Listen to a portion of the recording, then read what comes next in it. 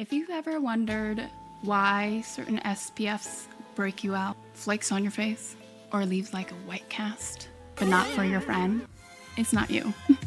It's the formula. But after this video, then yes, it is on you. And because like, fool me twice, shame on you, you know? Hello, my name is Ariel, and I am a registered nurse who is passionate about holistic aesthetics and skincare. And I'm gonna break it down for you. Okay, anyways. Let's be real.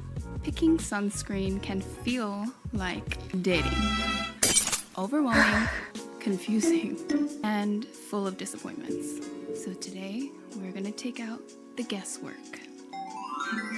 with real science and skin truth. I want to help find your perfect skin soulmate. And if I do, please like and subscribe for more skin tips just for you. Whether you are oily, dry, sensitive, combination, acne prone, I've got your perfect SPF match. So let's find one your skin will actually love, and it will love you back. Reciprocation. Welcome. This is Orelis, and this is the skin series that I'm doing on skincare for your skin type. And you can watch the previous episodes about cleansers and moisturizers right here. Okay, so why SPF? Because sun damage is cumulative and mostly invisible until it's not. And 90% of visible skin aging, aka wrinkles, dark spots, and loss of elasticity is caused by UV exposure from the Skin Cancer Foundation. UV rays penetrate clouds, glass, the soul, the skin, meaning damage can still happen indoors or on a rainy day, aka you're never safe. SPF stands for Sun Protective Factor, and daily SPF use can reduce the risk of things like melanoma, squamous cell carcinoma, and premature aging. So, that SPF number measures how well that sunscreen protects your skin from UVB. UVB rays cause sunburn, skin damage, and contribute to skin cancer. For example, SPF 30 means that it will take 30 times longer for your skin to burn than if you were wearing nothing. SPF does not block UVA rays, which cause that deep aging and long-term damage, unless it says broad spectrum. So always look for that. Yeah. It is important to pick your sunscreen based off of your skin type. According to the Academy of Dermatology, the skin's function, oil production, and pH influence how different ingredients absorb, interact, and whether or not it's going to clog your pores or cause irritation. And a study was done where they took the same SPF and put it on different skin types. That same sunscreen got shiny on oily skin, flaky and patchy on dry skin, and that same sunscreen made the skin turn red on someone who has sensitive skin. So now, oily skin. Oily skin would do best with gel-based, oil-free, or mattifying SPF, things with silica or zinc oxide, because these ingredients absorb excess oil and minimize shine without clogging your pore. Cosmetic and investigational dermatology says that zinc oxide also has anti-inflammatory and antimicrobial properties, which are great for oily skin and acne prone. My top picks that you can just try: MD's UV Clear SPF 46 with niacinamide, which calms and balances sebum, my favorite, and La Roche-Posay's Anthelio's Clear Skin SPF 60. It is designed for oily skin and acne-prone skin. Now, dry and dehydrated skin. Obviously, your skin is going to do great with creamy, hydrating formulas. Formulas that include ceramides, glycerin, or hyaluronic acid. These humectants pull moisture into the skin and support skin repair. So, UV rays actually break down the skin's lipid bilayer. This is going to cause an increase in your transepidermal water loss, or just losing water from your skin. like that scene from SpongeBob. Hydrating SPF is going to help fight against and protect and repair your skin from this factor. And this is from the International Journal of Cosmetic Science. Try CeraVe's Hydrating Mineral SPF 30. This has ingredients like ceramides and niacinamide.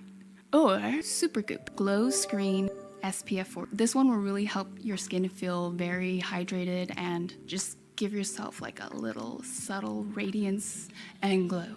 Okay, acne-prone skin. I know, I feel you. Everybody, or not everyone, but I became acne-prone after 20, so I feel it. We are gonna like non-comedogenic, lightweight SPFs, which will have anti-inflammatory agents like niacinamide or zinc. Avoiding comedogenic ingredients is really gonna help because acne-prone skin is very sensitive to pore clogging ingredients.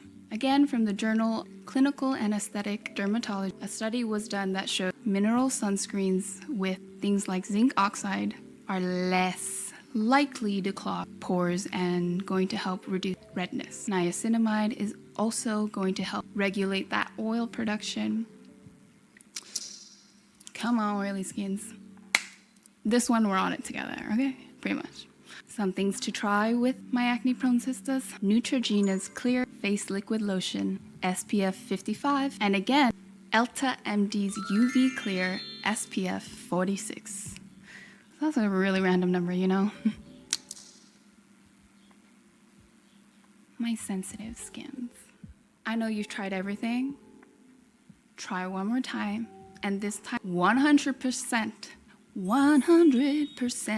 mineral SPFs with zinc oxide or titanium dioxide, because any chemical is going to trigger irritation and stinging in sensitive or compromised skin. And this was actually discovered through a study done for dermatitis, and it found that physical blockers sit on top of the skin and help things from being absorbed too much, making the product gentler and the skin less sensitive and reactive. Try Vanicream Mineral SPF 30. It is fragrance-free and hypoallergenic. Or Blue Lizard Sensitive SPF 50 plus, loved by dermatologists. Try these out. Let me know in the comments how that worked. Combination skin. You can use hybrid SPFs that are going to help balance moisture and control oil production. A study done by Skin Research and Technology found that layering lightweight hydrators beneath a non-greasy SPF was really beneficial in supporting the function of SPF without overwhelming your oily areas. Top 2, Dr. Jart's Every Sunday SPF 50 and La Roche-Posay's Tinted Mineral SPF 50. These both give you that lightweight protection and a gentle glow. All right, for my everyones, this is just tips for everyone. Reapply every 2 hours, okay?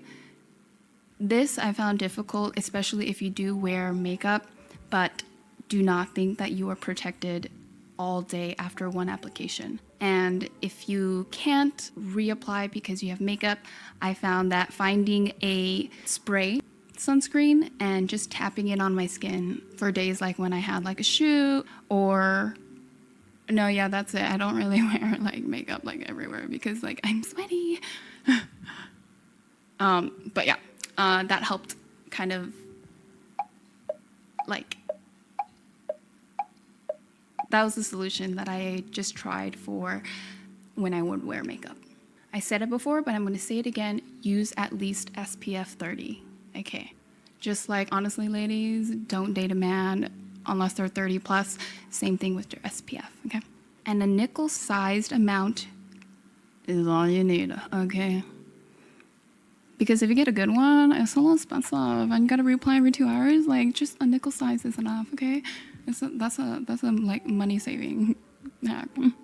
Don't forget your lip, ears, and neck, and your hands. I hate witch hands.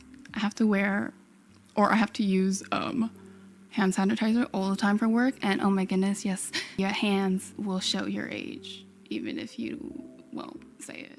Just a helpful reminder and a helpful, what is it called? Helpful memory tip, memory trick. UVA equals aging. UVB equals burns. SPF, broad spectrum, broad spectrum is the only one.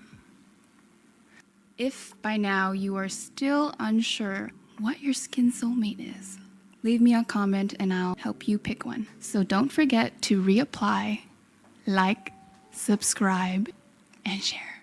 Because I don't know, honestly, because I really just be doing these for fun, and my dream is to open up my own med spa, and this is just my journey and research before it, but it's just nice to interact, I decided to make a YouTube video with this makeup instead of go out because I have nowhere to go to or no friends to hang out with as of now. So let's be friends because everyone should have a soulmate. Yeah. I got you.